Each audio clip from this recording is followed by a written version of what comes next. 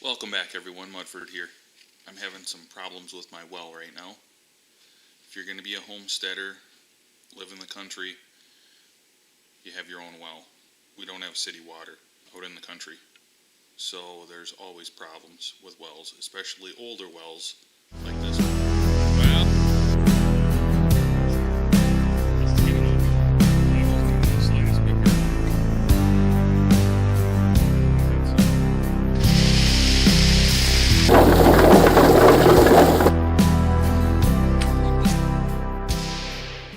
Nowadays, most well drillers will want to put in a 4-inch PVC well with a submersible pump in it.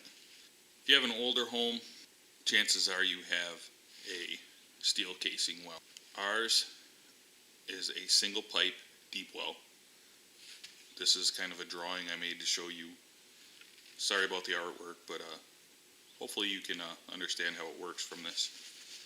Right now, our pump is running frequently for no reason, with no water being run in the house or outside or anywhere.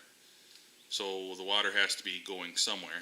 It's not leaking from the pipes from the well to the house, otherwise I would have a sinkhole in the yard. I've had that happen before. So the water has to be leaking back down into the well. I'll show you how these single pipe deep wells are set up. I'll start at the top. Your pump in your basement or wherever it is going to pump water into the well. So you have to have a lot of water to prime this. So it's going to pump water down the well, and there's a pipe inside of a pipe, a smaller diameter pipe, and it's going to pump water down around the outside of that pipe, and it's going to get down to the bottom of the small pipe, and there's going to be some leather seals there to stop it from going down into where the water is. This is going to be water level down here from your well, way down towards the bottom. It's going to take that water and it's going to direct it back upwards and restrict the flow to make it higher pressure and squirt it through back up. When that happens, it's going to be lower pressure right here, and it's going to cause that's a check valve or foot valve. That's going to cause that to pop open, and the Venturi effect is going to make that water be drawn up to the pump inlet. So then that water is going to go up the pipe and back out to your pump suction. In my case, I think that foot valve or check valve must not be seating very good. And we have calcium, and it builds up on things. Like before, I had this pipe out because calcium built up on the screen and we couldn't get enough water. It acted like our well had run dry. And my wife called a well driller, and he tried to talk her out of repairing it. He just wanted us to spend the thousands of dollars on a new PVC well. And that's what he tried with her. So I said, well, I'll get some friends and we will try ourselves. And we pulled it up, and we found, I'll put it on the screen here, the screen looked like it was made out of stone. It didn't really look like a screen anymore. From mineral deposits, I don't even know how any water got through it. So I'm assuming right now there is some buildup on where the check valve tries to close, and it's not letting it close and make a good seal. 4 years ago we replaced the whole bottom assembly there. So it's probably starting to build things back up on it now. So I'm hoping not to pull the whole thing up again. We have 60 foot of the inner pipe. I think the well goes a lot deeper, the outer pipe, but we have 60 foot down in is how far where the foot valve is in the screen.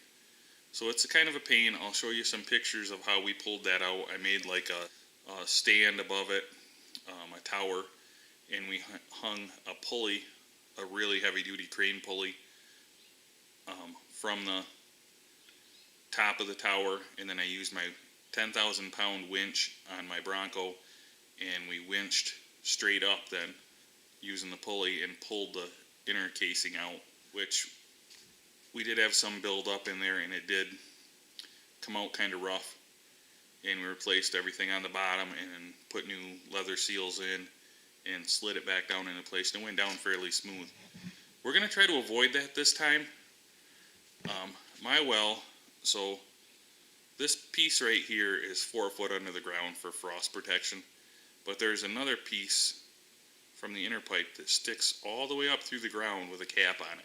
So if I shut the breaker on the pump and run water and get all the pressure off my water system in the house, I can pull that cap off, and then I can drop these pellets in right here. So I'll show you what they look like. So here's what they look like when you drop them into the well. They will sink down and they will dissolve into a mild acid, which will eat the calcium and other minerals off the check valve and wherever else they come in contact with. So I can drop these right down in the well through my pipe and let them set for a few hours, and hopefully they'll clean everything up and the check valve will seat.